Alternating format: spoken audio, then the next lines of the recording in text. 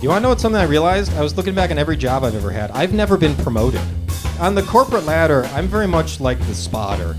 I've got my foot on the ladder, and I'm sending people up. I'm going, everyone get up there. Everyone up.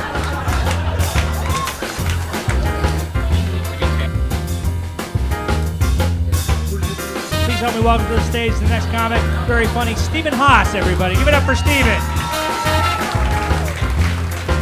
Keep that going. How are we doing? Doing good? I'm doing good. I quit my work from home day job. Thank you. Hold your applause, I guess.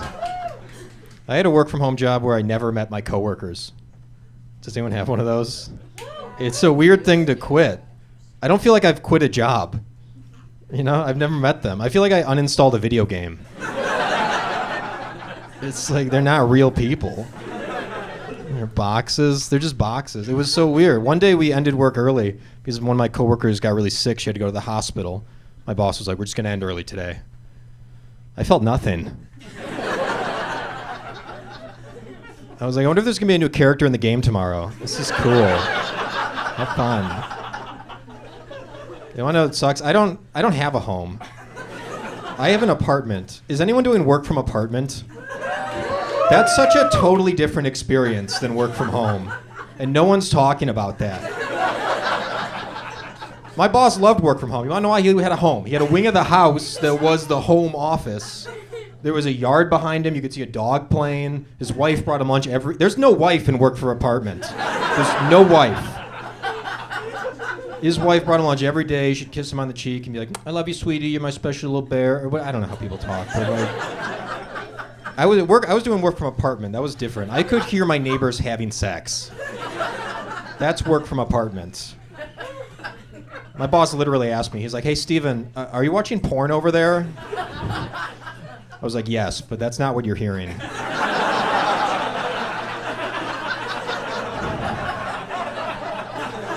The porn is muted, okay? I'm a professional. I was doing work from studio apartment for a little bit. Is anyone doing that where you're at work but you can always touch your bed? You know what I mean? You can't work, but at any point you can touch your bed. Like a political prisoner, you know, you're at work, touch your bed. So I live in a one-bedroom now. It is a basement apartment, which that is technically a step up from studio, so I'm doing good. It's 6 steps down from the earth, but it's okay. I don't know. It's still not good for my self-esteem. I've heard myself referred to 3 times by my neighbors as the guy who lives in the basement.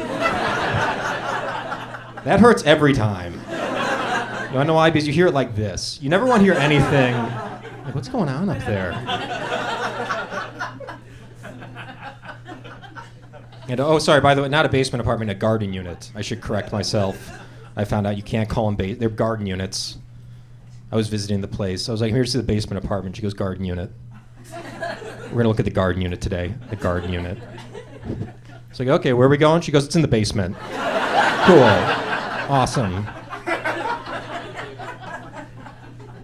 don't know. They are cheaper. That's why people like the garden units. They're cheaper. They're for bachelors. They're for losers. Do we have any losers here? If you want a garden unit, you got to move quick. They get scooped up by those losers. What I did when I was looking for mine, every day I went on Google and I searched Chicago garden unit suicide. Because you got to be quick, okay? And these guys are not doing well. I was on the phone. Have they cleaned up the crime scene yet? I'd like to submit my application for the garden unit. That's a positive joke. When you die in a garden unit, you move closer to the surface. So that's an uplifting joke. That's inspirational. I'm trying to figure it out. I'm not very successful. Are you guys successful? No, right? You want to know what the thing is? I'm not a morning person. If you're not a morning person, we don't really have a chance. Did you know that? The whole world is set up for the morning people. And the rest of us are just living in their world. Stores aren't even open when I want them to be open. Did you know that the bank opens at 9 a.m.? Did you know that? There's people in the bank at 9 a.m.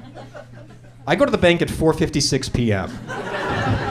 I do. Does anyone else do this? I do this through the window. I'm like, what the fuck is Labor Day? What is that?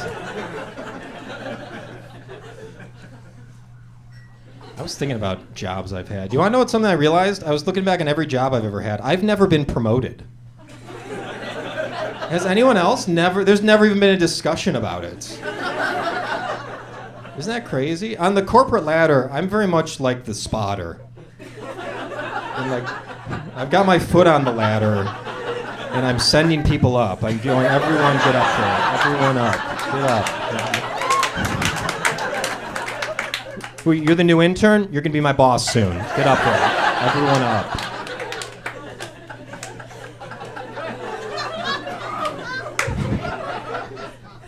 You want to know another thing? These successful people, they're good at talking. And I'm not that good at talking. Like one-on-one. You know, the successful, you meet, hi, it's nice to meet you. You're like, fuck, you're good at that. How did you do that? How did you do that? I'm so bad at talking. One-on-one, I'm worthless. My talking skill level, one-on-one, is like, if we were playing ping pong, I can hit the ball like this. This is my talking skill level. He's like, how was my day? Good, how was yours? And we can, like, anything beyond that, and I'm done. I can't flirt. I don't know how to do that. One time I was at a bar, and a woman came up to me, and she goes, hey, my friend thinks you're cute. Have you ever played ping pong against someone that serves like this? Don't talk to me like that. I can't return that. I panicked. I said, who are you?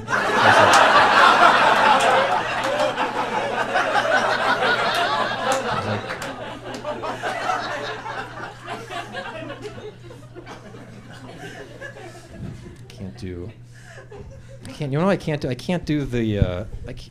Do you guys know how to do the dap up thing when people do this?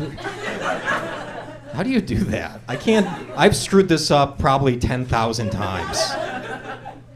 What I do, this is my policy now. No matter, I do handshake no matter what. I go in with the handshake. No matter what they're coming in with, I stick with handshake. No matter what. And if we get into a rock, paper situation, that's on them. Because I do handshake no matter what. And I don't know. My point is, I don't think successful people have these problems. I don't think Tom Brady's in the locker room like, hey, I'm going to do handshake no matter what when we get out there. So just so you know.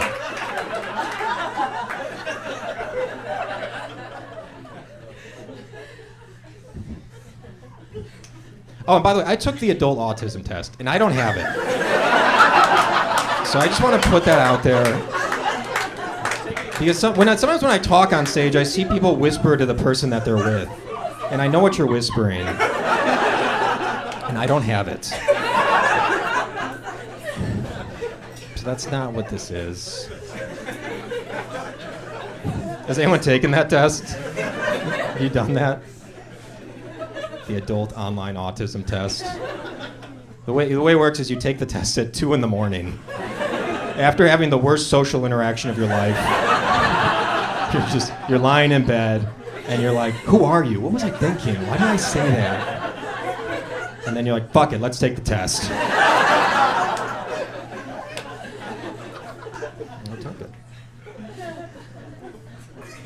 The questions are weird. It's a weird test. I remember the only question I remember the second to last question.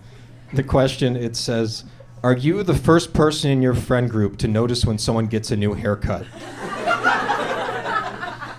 I was like, friend group? What are you talking about? I'm taking the adult online autism test. All right, you guys were a lot of fun. Thank you.